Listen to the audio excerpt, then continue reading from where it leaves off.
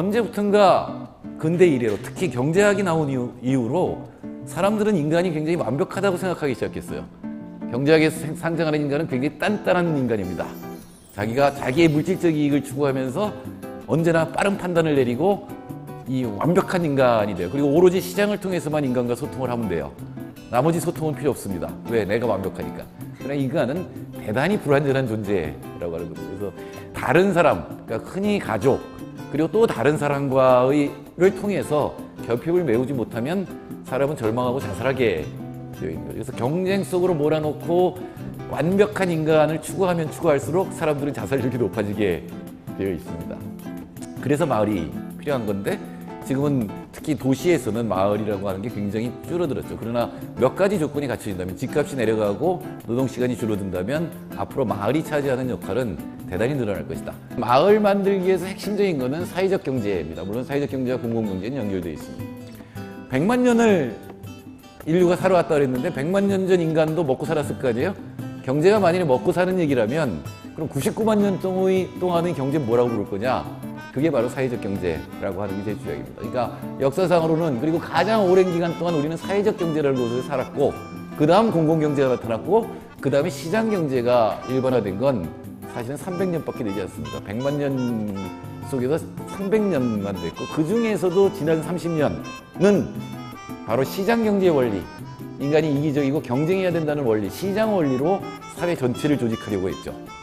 그게 뭐 민영화라든가 규제화나 그런 것들이 다 그런 사상입니다. 모든 걸 시장에 맡겨놓으면 서로 가격이 왔다 갔다 해서 잘 조절이 될 것이다.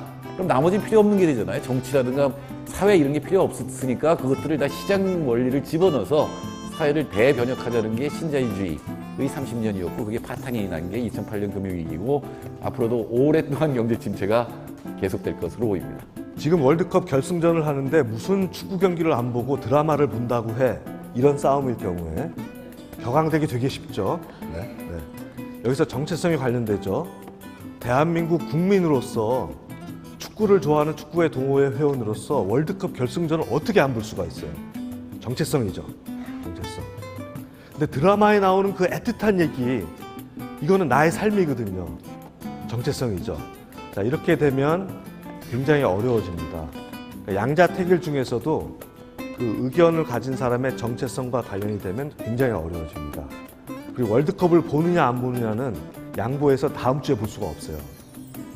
그죠? 월드컵 결승전 아무리 지혜롭고 합리적인 사람들이 토론한다고 해도 다음 주에 보자, 이건 대안이 안 돼요.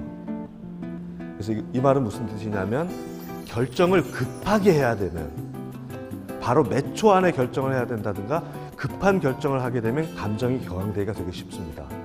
그래서 시간 조절도 굉장히 중요한 요소라고 할 수가 있겠습니다. 성인이 젊은 사람한테, 아니 부장이 신입 직원한테 알았어? 그거 알았지? 이제 다음에도 잘해봐 라고 했을 때 누가 재판관인가요? 여기서 부장님이 재판관이죠. 말하는 사람은 재판관이고 듣는 사람은 판단을 일방적으로 당하는 사람. 그것을 원리로 바꾸면 판단이 민주적으로 함께 되는 것이 아니라 일방적인 판단이 내려지는 상태. 이것이 이제 소통을 방해하는 것이라고 이해할 수 있겠습니다. 세월호 사고가 나자마자 거기에도 역시 이렇게 어김없이 이름 없는 공동체 혹은 공동체라고 부르기 힘든 그런 공동체가 이렇게 하나 출현을 했지요.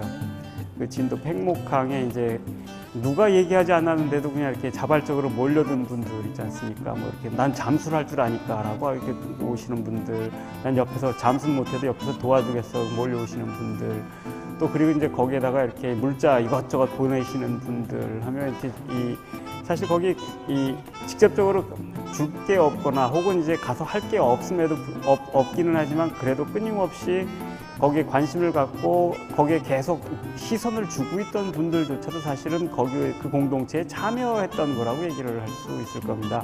공동체라고 하는 게 다른 거보다 이렇게 핵심적인 거는 어떤 대가를 바라지 않고 타인들을 위해서 내가 무언가를 증여하고자 할 때 능력을 선물하든 아니면 활동을 선물하든 물자를 선물하든 뭐 어떤 마음을 선물하든 그런 것들을 이렇게 증여할 때 그게 공동체라고 이제 명명할 수가 있게 됩니다. 원래 공동체라는 말은 이제 이 서양 말로는 이제 꼬뮨이죠, 꼬뮨. 근데 이 꼬뮨이라는 말은 꼼이라는 단어하고 무누스라는 말이 합쳐져서 된 말입니다. 무누스는 이제 선물이라는 뜻이고요. 콤은 이렇게 아시다시피 이렇게 결합하는 거죠. 두 개가 같이 결합되는 겁니다. 그래서 꼬뮨이라고 하는 것은 선물을 통해서 결합되는 그런 관계. 이런 것이 이제 그 공동체